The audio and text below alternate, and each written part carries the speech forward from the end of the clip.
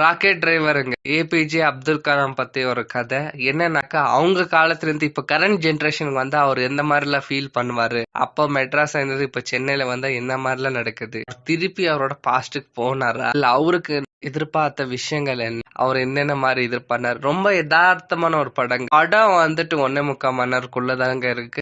வருத்தம் தான் நாங்க சொல்லுவேன். ஏன்னா இங்கேயுமே போர் அடிக்காம எவ்வளவு இன்ட்ரெஸ்ட், சயின்டிபிக்லி இது எதை பத்தியும் ரிசர்ச் பண்ணல. அதாவது வந்துட்டு இது டைம் டிராவல் இப்படி சாத்தியமா, அது எதுவும் இல்லாம ஃப்ளோல கூட்டு போனாங்க. நல்ல ஒரு ஃபீல் குட்டா கொடுத்துச்சுங்க.